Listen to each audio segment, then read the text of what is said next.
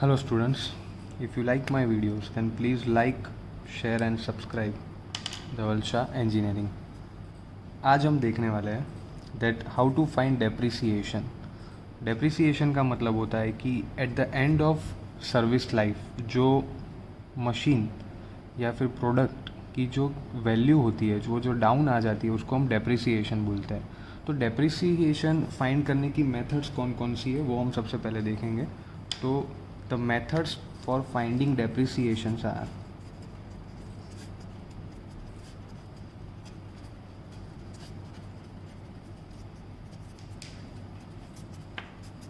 तो वो जो डेप्रिसिएशन फाइंड करने की जो मेथड्स है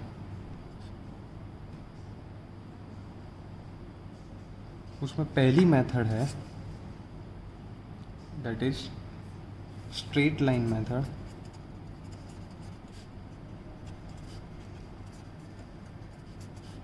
स्टूडेंट स्ट्रेट लाइन मेथड जो है, स्ट्रेट लाइन मेथड की जो फॉर्मूला है that is d equal to c minus S upon N, उससे हम फाइंड कर सकते हैं स्ट्रेट लाइन मेथड की वैल्यू, मतलब कि डेप्रिसिएशन की जो वैल्यू है उसकी बात हो रही है।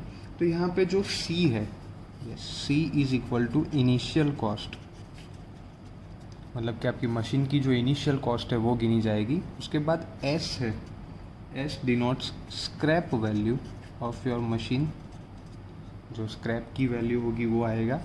And n is equal to life in years, मतलब कि आपका मशीन जो है वो कितने साल का है वो वहाँ पे गिना जाएगा।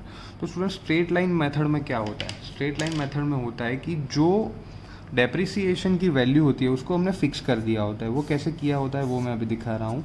फॉर एग्जांपल आपने कोई मशीन लिया है, वो मशीन आपने 2018 में लिया है, तो 2018 में उसकी डेप्रिसिएशन वैल्यू आई 1000 रुपीज़, राइट। तो according to straight line method क्या होगा, 2019 में उसमें और 1000 रुपीज़ हम ऐड कर देंगे। दैट मीन्स तब उसकी डेप्रिसिएशन जो वैल्यू है वो हम गिनेंगे 2000 रुपये। तो उसके हिसाब से 2020 में क्या होगा, 2020 में उसकी वैल्यू हो जाएगी 3000 रुपीज़, 2021 में क्या होगा, उसकी वैल्यू हो जाएगी 4000 रुपीज़। तो मतलब स्ट्रेट लाइन मेथड में क्या होता है कि जो पहले साल की जो डेप्रिसिएशन की वैल्यू आई उतनी ही हम हर एक साल की एजप्शन में ले लेते हैं। मतलब कि फर्स्ट ईयर 1000 रुपीज़ आई तो हमने एक एजप्शन ले लिया, राइट, कि दूसरे साल वो वैल्यू 2000 रुपीज़ हो जाएगी, तीसरे साल वो 3000 हो जाएगी और चौथे साल वो 4000 रुपये हो जाएगी। तो इसीलिए इसको स्ट्रेट लाइन मेथड बोलते हैं कि इसमें जो डेप्रिसिएशन की वैल्यू आ रही है उसको हम फिक्स कर देते हैं, राइट। तो स्टूडेंट्स जो दूसरी मेथड है to finding out depreciation is sinking fund method.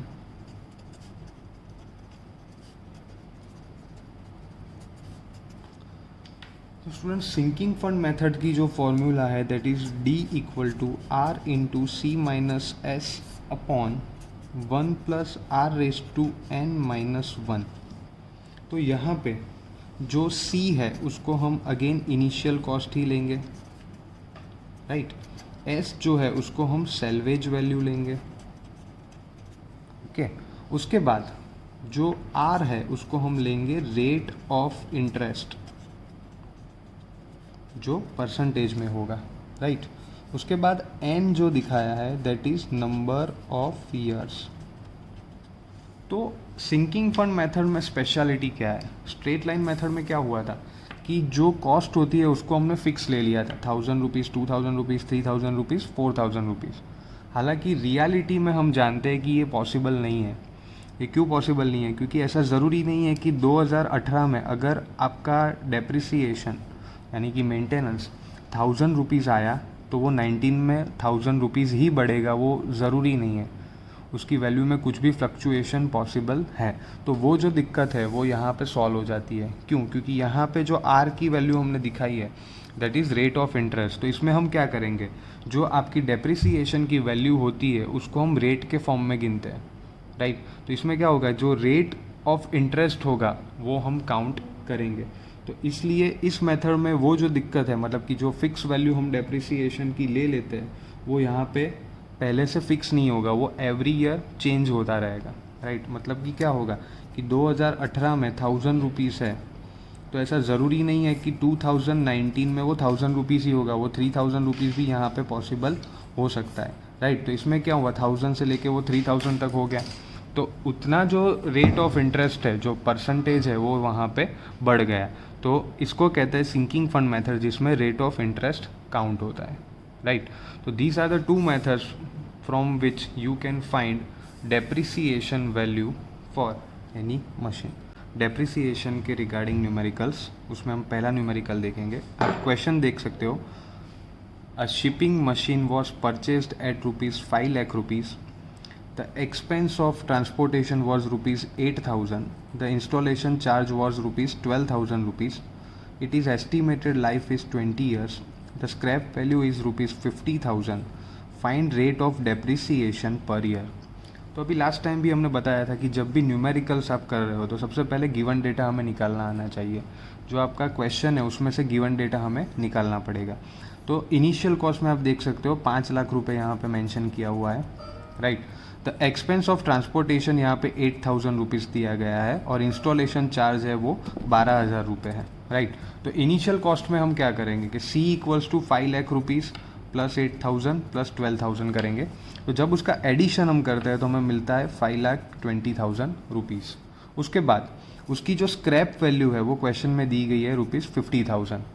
तो S = यहाँ पे मिला 50,000 रुपीज़। और जो मशीन की लाइफ है, estimated life, that is already mention that 20 years. तो यहाँ पे N = हमने ले लिया है 20 ईयर्स। तो इतना जो गिवन डेटा है वो आपको क्वेश्चन पे से बहुत ही इजीली मिल गया। अब हम क्या करेंगे, स्ट्रेट लाइन मेथड से जब इसकी डेप्रिसिएशन की वैल्यू हम फाइंड करेंगे तो स्ट्रेट लाइन मेथड की फॉर्मूला है D = C - S/N। तो यहाँ पे मैंने क्या किया, जो C है इनिशियल कॉस्ट जो 5,20,000 रुपीज़ मिली थी वो यहाँ पे मैंने लिख दी। S = 50,000 रुपीज़ था तो वो भी मैंने यहाँ पे लिख दिया 50,000 रुपीज़ अपॉन 20 मतलब नंबर ऑफ ईयर्स। तो जब इसको मैंने सॉल्व किया तो I get 23,500 rupees. So at the end of 20 years machine की डेप्रिसिएशन वैल्यू क्या मिली मुझे, 23,500 rupees. Let's see some other numerical question. आप देख सकते हो that purchase price of a machine is ₹60,000 and life is 20 years. Its scrap value is 20,000. If 5% interest is charged on depreciation fund, compute the depreciation by straight line method and sinking fund method. मतलब इस question में आपको जो depreciation की value find करनी है वो straight line method से भी करनी है और सिंकिंग फंड से भी करनी है, राइट स्टूडेंट्स। तो सबसे पहले हम क्या करेंगे, सबसे पहले हम गिवन डेटा निकालेंगे जो क्वेश्चन के अंदर दिया गया है। तो क्वेश्चन पे से आपको पता चल रहा है दैट 60,000 रुपीज़ की इनिशियल कॉस्ट है उसकी, तो वो मैंने लिख दिया C = 60,000 rupees. Life is 20 years, तो यहाँ पे N = मैंने लिखा 20 ईयर्स, राइट। उसके बाद रेट ऑफ इंटरेस्ट मुझे दिया गया है 5%, तो मैंने R = लिखा है 5%। अभी जब परसेंटेज में वैल्यू आती है तो उसको मुझे रेशियो में कन्वर्ट करना पड़ेगा। रेशियो में कन्वर्ट करने के लिए मैं क्या करूँगा, डिवाइडेड बाय 100 करूँगा। तो 5/100 मैंने किया तो आंसर क्या मिला, 0.05, राइट स्टूडेंट्स। अब स्क्रैप वैल्यू जो है वो 20,000 दी गई है, तो मैंने यहाँ पे लिखा S = 20,000 रुपीज़। तो इतना जो गिवन डेटा है वो क्वेश्चन में से मुझे मिल गया, that C, value of C, S, N and R। तो इसके हिसाब से अब हम आगे फाइंड करेंगे depreciation value by straight line method as well as with sinking fund method. तो स्ट्रेट लाइन मेथड की फॉर्मूला स्टूडेंट्स क्या रहती है, D = C - S/N, राइट। तो C की वैल्यू जो है वो ऑलरेडी क्वेश्चन में मेंशन है 60,000 रुपीज़, तो मैंने यहाँ पे लिख दिया 60,000 - 20,000 अपॉन 20, राइट। उसके बाद आया है कि जो मैंने जो ये सॉल्व किया, राइट, 60,000 - 20,000 = 40,000 अपॉन 20। तो सॉल्व करने के बाद मुझे जो वैल्यू मिली दैट इज़ 2,000 रुपीज़। तो डेप्रिसिएशन क्या मिला, 2,000 रुपीज़। अब सिंकिंग फंड से बात करते हैं। तो सिंकिंग फंड की फॉर्मूला क्या रहती है बच्चों, R × C - S/1 + R⁻n-1। यहाँ पे आपको खास ध्यान रखना है कि n-1 है। कई बार क्या होता है स्टूडेंट्स की ये गलती हो जाती है कि 1 + R⁻n-1 लिख देते हैं, तो ये गलत है। आपको क्या करना है, 1 + R⁻n फिर नीचे -1 करना है। तो अब हम क्या करेंगे, ये जो R, C, S और N की वैल्यू है वो सब यहाँ पे हम इक्वेशन पे रख देंगे। आर की वैल्यू हमें पता है 0.05 है, तो मैंने यहाँ पे लिख दिया 0.05 into 60,000 minus 20,000 upon 1 plus 0.05 raise to 20 minus 1, right students. तो अब हम क्या करेंगे, जब इसको कैलकुलेटर में हम सॉल्व करेंगे तो आंसर मिला 2000 अपॉन 2.6533 माइनस 1, तो फाइनलाइज हमारा आंसर मिला 1209.7, मतलब कि 1209 रुपये और 17 पैसे। तो इतने रुपीज़ का डेप्रिसिएशन हमें मिला सिंकिंग फंड मेथड से। If you like my videos then please like share and subscribe Dhaval Shah engineering. Thank you.